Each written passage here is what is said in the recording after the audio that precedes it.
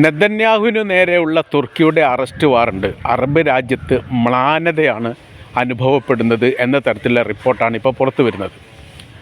കാര്യം ഗസ വിഷയവുമായിട്ട് ബന്ധപ്പെട്ട് തുർക്കിക്ക് വേണ്ട തരത്തിലുള്ള പ്രാതിനിധ്യം കിട്ടാത്തൊരു സാഹചര്യം വരികയാണെങ്കിൽ ഈ മേഖലയിലേക്ക് സൈനികരെ അയക്കണോ വേണ്ടയോ എന്നുള്ള സംശയം നിലനിൽക്കുന്നതിനിടയിലാണ് ഇസ്രായേൽ പ്രധാനമന്ത്രി നെതന്യാഹുവിനെ അറസ്റ്റ് ചെയ്യുമെന്ന് തുർക്കിയുടെ പ്രസിഡന്റ് ഉർദുഗാൻ പ്രഖ്യാപിച്ചത്. ഇത് മേഖലയിൽ വലിയ രീതിയിലുള്ള പ്രത്യാഘാതമുണ്ടാക്കും എന്ന കാര്യത്തിൽ സംശയമില്ല. രണ്ട് തരത്തിലാണ് രാഷ്ട്രീയ നിരീക്ഷകർ ഈ വിഷയത്തെ വ്യാഖ്യാനിക്കുന്നത്. അതിലൊന്ന്, അന്താരാഷ്ട്ര തലത്തിൽ ഇസ്രായേൽ പ്രധാനമന്ത്രിക്ക് വലിയ രീതിയിലുള്ള അപമാനവും ഇടിവും ഉണ്ടായിരിക്കുന്നു എന്നുള്ളതാണ്. ഒരു രാജ്യം മറ്റൊരു രാജ്യത്തിൻ്റെ പ്രധാനമന്ത്രി അറസ്റ്റ് ചെയ്യും എന്നുള്ളൊരു പ്രഖ്യാപനം വരുന്നതോടുകൂടി മറ്റു ലോക രാജ്യങ്ങളിൽ, പ്രത്യേകിച്ച് തുർക്കിയെ പിന്തുണക്കുന്ന രാജ്യങ്ങളിലേക്ക് പോലും ഇസ്രായേൽ പ്രധാനമന്ത്രിക്ക് എത്താൻ പറ്റാത്ത രീതിയിലുള്ള ഒരു സാഹചര്യങ്ങൾ യഥാർത്ഥത്തിൽ ഇപ്പോൾ സംജാതമായിരിക്കുന്നു എന്നൊരു അഭിപ്രായമാണ് പ്രാധാന്യമായിട്ട് പുറത്തു വരുന്നത്. രണ്ടാമത്തെ വിഷയം, അറബ് മുസ്ലിം രാജ്യങ്ങളിൽ പല രാജ്യങ്ങളും ഇസ്രായേലുമായിട്ട് വലിയ ബന്ധമുള്ളവരാണ്. ഈ ബന്ധത്തിൽ വലിയ രീതിയിലുള്ള ഇടിവ് വന്നിരിക്കുന്നു. അതിൻ്റെ ഒരു കാര്യമെന്ന് പറയുന്നത്, ഏതെങ്കിലും തരത്തിലൊരു സഹായം അറബ് രാജ്യങ്ങളിൽ നിന്ന് ഇസ്രായേലിന് ഉണ്ടാവുകയാണെങ്കിൽ അത് മേഖലയെ സാരമായിട്ട് ബാധിക്കും എന്നുള്ളിടത്ത് യഥാർത്ഥത്തിൽ ഇപ്പോൾ ഈ മേഖലയിലുള്ള രാജ്യങ്ങൾ എത്തിയിരിക്കുകയാണ്. ഇടപെടാൻ പ്രയാസമാണ് എന്ന തരത്തിലാണ്. ഇസ്രായേലിനെ സംബന്ധിച്ചിടത്തോളം ഇപ്പോഴത്തെ അവരുടെ നിലനിൽപ്പുമായി ബന്ധപ്പെട്ട കാര്യം ചർച്ച ചെയ്യപ്പെടുന്നതിൽ പ്രധാനമായിരിക്കുന്ന കാര്യം ഇങ്ങനെയാണ്. സാമ്പത്തിക രംഗം അപ്പാടെ തകർന്നിരിക്കുന്നു, ടൂറിസം മേഖല തകർന്നിരിക്കുന്നു, തൊഴിൽ മേഖലയായിട്ട് പോലും വലിയ പ്രയാസം അനുഭവിക്കുകയാണ്.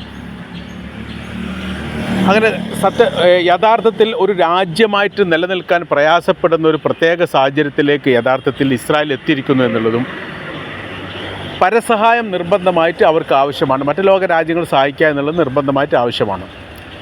അതിൽ അമേരിക്കയാണ് പല ഘട്ടങ്ങളിലും സൈനികപരമായിട്ട് സഹായിക്കാറുള്ളത്. സാമ്പത്തിക സഹായം മുസ്ലിം രാജ്യങ്ങൾ, ചില രാജ്യങ്ങൾ ചെയ്തു കൊടുക്കാറുണ്ട്. അവരുടെ ബാങ്കിലൊക്കെ ദശകോടികളുടെ പണം ഡെപ്പോസിറ്റ് ചെയ്തുകൊണ്ട് സാമ്പത്തിക തകർച്ചയിൽ നിന്ന് രക്ഷപ്പെടാനുള്ള സഹായങ്ങൾ പല ഘട്ടങ്ങളിലും ചെയ്തു കൊടുക്കാറുള്ളത് മുസ്ലിം രാജ്യങ്ങളാണ്. ഏത് രാജ്യങ്ങളാണെന്ന് പ്രത്യേകമായിട്ട് പരാമർശിച്ചിട്ടില്ലെങ്കിൽ പോലും ആ രാജ്യങ്ങളാണ് ചെയ്യാറുള്ളത്. സൈനികപരമായിരിക്കുന്ന ബലവും ശക്തിയും അല്ലെങ്കിൽ അതിനുള്ള സഹായങ്ങൾ അമേരിക്കയും ചെയ്യാറുണ്ട്. അങ്ങനെ മറ്റുള്ള സഹായങ്ങൾ എന്ന് പറഞ്ഞാൽ ടൂറിസം മേഖലയിലുള്ള വലിയ രീതിയിലുള്ള മുന്നേറ്റം ഉണ്ടാക്കാൻ വേണ്ടി ഇസ്രായേൽ സാധിച്ചിട്ടുണ്ട്. കാര്യമെന്ന് പറഞ്ഞാൽ പൗരാണികപരമായിരിക്കുന്ന, അതായത് യേശു ക്രിസ്തുവിൻ്റെ ആ കാലഘട്ടത്തെക്കുറിച്ചൊക്കെ പരാമർശിച്ച് ചില കുറിപ്പുകളൊക്കെ ഇതിൻ്റെ ഇടയിൽ പുറത്തു വന്നിരുന്നു. ആ കാലഘട്ടത്തിലുള്ള പൗരാണികപരമായിരിക്കുന്ന ഈ സ്ഥാപനങ്ങളും മതവുമായിട്ട് ബന്ധപ്പെട്ട ചരിത്രപരമായിരിക്കുന്ന പുരാണ സംഭവങ്ങളും ഉള്ള ഒരു പ്രദേശം എന്ന നിലയ്ക്ക് ലോകാടിസ്ഥാനത്തിൽ പരമാവധി ടൂറിസ്റ്റുകൾ എത്തപ്പെടുന്ന ഒരു ഏരിയയാണ് ഈ പറയപ്പെടുന്ന ഇസ്രായേൽ എന്ന് പറയുന്നത്. അത് ടൂറിസം മേഖല വലിയൊരു രീതിയിലുള്ള ഉണർവ് അവർക്ക് ഈ കാരണത്താൽ തന്നെ ഉണ്ടാകാറുണ്ട്. എന്നാൽ ഇപ്പോഴത്തെ സ്ഥിതിക്കൊക്കെ വലിയ മാറ്റം വരുന്നു. സുരക്ഷിതമല്ലാത്തൊരു രാജ്യമായിട്ട് ഇസ്രായേൽ മാറിയിരിക്കുന്നു എന്ന് മാത്രമല്ല, രാജ്യത്തിലെ ഭരണാധികാരികൾക്ക് പോലും പുറത്തു പോകാൻ ഭയമുള്ള ഒരു സ്ഥിതിവിശേഷം സംജാതമായിരിക്കുന്നു. അതിനുമപ്പുറം വ്യത്യസ്ത ലോക രാജ്യങ്ങളിലുള്ള ജൂത വിഭാഗത്തിന് അവർക്കൊരു സുരക്ഷിതത്വം പോലും പ്രയാസമാകുന്ന സാഹചര്യത്തിലാണ് കാര്യങ്ങൾ പോകുന്നത്. പ്രത്യേകിച്ച് യൂറോപ്യൻ രാജ്യങ്ങളിൽ പോലും ഈ വിഷയങ്ങൾ ഉണ്ട് എന്നുള്ളതാണ്.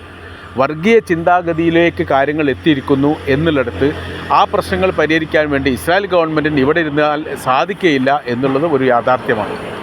ഇങ്ങനെയെല്ലാം കൂടി കലുഷിതമായിരിക്കുന്ന ഒരു വല്ലാത്ത അന്തരീക്ഷത്തിൻ്റെ ഇടയിലാണ് തുർക്കിയുടെ പ്രസിഡന്റ്, അല്ലെങ്കിൽ തുർക്കി എന്ന് പറയുന്ന രാജ്യം ഔദ്യോഗികപരമായ രീതിയിൽ തന്നെ ഇസ്രായേൽ പ്രധാനമന്ത്രിയെ മാത്രമല്ല അതോടൊപ്പം തന്നെ 34ഓളം തന്ത്രപ്രധാനമായിരിക്കുന്ന അല്ലെങ്കിൽ രാജ്യഭരണ സംവിധാനവുമായിട്ട് ഏറ്റവും സജീവമായിട്ടുള്ള ആളുകൾ, ക്യാബിനറ്റ് മന്ത്രിമാരടക്കം അറസ്റ്റ് ചെയ്യും എന്ന് പ്രഖ്യാപിച്ചത്.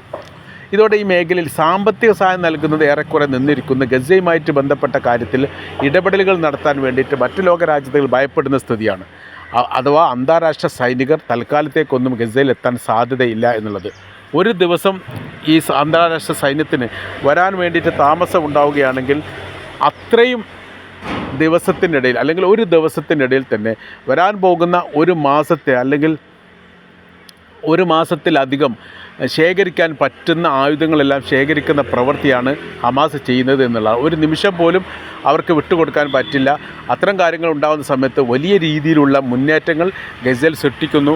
55% ഗസയുടെ നിയന്ത്രണം ഹമാസിൻ്റെ കയ്യിലെങ്കിൽ ഇപ്പോൾ അതിൽ കൂടുതൽ നിയന്ത്രണം അവരുടെ കൈവശത്തിലേക്ക് എത്തിയിരിക്കുന്നു എന്നാണ് ഇതിൽ നിന്ന് മനസ്സിലാക്കാൻ വേണ്ടി പറ്റുന്നത്. അപ്പോൾ ഈ തുർക്കിയുടെ ഈ വിഷയവുമായിട്ട് ബന്ധപ്പെട്ട് ഒരു അലോസരമായ രീതിയിൽ, അത് വിഷയമില്ലാത്ത രീതിയിലാണ് ഇസ്രായേൽ പ്രതികരിച്ചത്. അവർ പറയുന്നത് രാഷ്ട്രീയപരമായിട്ടുള്ള ഒരു ഇടപെടലല്ലാതെ അതുകൊണ്ട് പ്രത്യേകിച്ച് ഗുണകാര്യങ്ങളൊന്നും ഇല്ല എന്ന് പറഞ്ഞ് ഒഴിഞ്ഞു മാറിയിട്ടുണ്ടെങ്കിലും ആന്തരികമായ രീതിയിൽ ഇപ്പോൾ ഇസ്രായേലിൻ്റെ മീഡിയകളും പത്രങ്ങളും ചർച്ച ചെയ്യുന്നത് ഇത് ഭാവിയിൽ സാരമായിട്ട് ഇസ്രായേലിനെ ബാധിക്കും എന്നുള്ളതാണ്. അതായത് മുസ്ലിം രാജ്യങ്ങൾക്കൊന്നും ഒരു കാലത്തും ഇസ്രായേലുമായിട്ടൊരു ബന്ധം പുലർത്താൻ പറ്റാത്ത വിധമുള്ള യഥാർത്ഥത്തിൽ ഒരു ചെക്ക് പോലെയാണ് തുർക്കി നൽകിയിരിക്കുന്നത് എന്നിടത്തേക്ക് കാര്യങ്ങൾ എത്തും. ഇപ്പോഴും യഥാർത്ഥത്തിൽ ഗസയുടെ സേവന സംബന്ധമായിരിക്കുന്ന കാര്യത്തിൽ തുർക്കിയുടെ സന്നദ്ധ പ്രവർത്തകരും അവരുടെ സംവിധാനങ്ങളും അവരുമായി ബന്ധപ്പെട്ട ഇൻസ്ട്രുമെൻറ്റുകളും അവിടെ പ്രവർത്തിക്കുന്നുണ്ട്. അത് തടയപ്പെട്ടതാണ് ഏറ്റവും വലിയ സംഘർഷാവസ്ഥയിലേക്ക് ഇസ്രായേലും ഈ തുർക്കിയും എത്താനുള്ള പ്രധാനമായിരിക്കുന്ന കാരണം. ആ സാഹചര്യങ്ങൾക്ക് ഇപ്പോഴും മാറ്റങ്ങളൊന്നുമില്ല, സമാന സാഹചര്യങ്ങൾ നിലനിൽക്കുന്നു എന്നുള്ളതാണ്. ഈ വിഷയത്തിൽ അമേരിക്ക ഇടപെടാൻ സാധ്യതയുണ്ട് എന്നുള്ള അഭിപ്രായം പുറത്തു വരുന്നുണ്ട്. യൂറോപ്യൻ രാജ്യത്തിൽപ്പെട്ട അല്ലെങ്കിൽ യൂറോപ്യൻ അംഗത്വമുള്ള രാജ്യമാണ് തുർക്കി എന്ന് പറയുന്നത്. അപ്പോൾ തുർക്കി ഇങ്ങനെ ഒരു പ്രഖ്യാപനം നടത്തി കഴിഞ്ഞാൽ പിന്നീട് യൂറോപ്യൻ രാജ്യങ്ങളുടെ നിലപാടുകൾ എന്താവും എന്നുള്ളതും വളരെ പ്രസക്തമായിരിക്കുന്ന ചോദ്യമായിട്ട് നിലനിൽക്കുകയാണ്.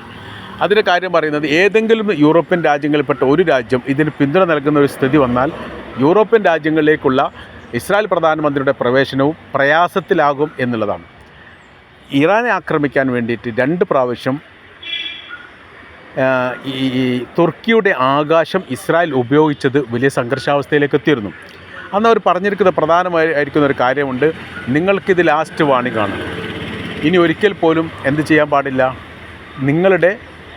ഞങ്ങളുടെ ആകാശം ഉപയോഗിച്ചുകൊണ്ട് യുദ്ധവിമാനമെന്നല്ല ഒരു വിമാനവും ഇതിലൂടെ പോകാൻ വേണ്ടി പാടില്ല.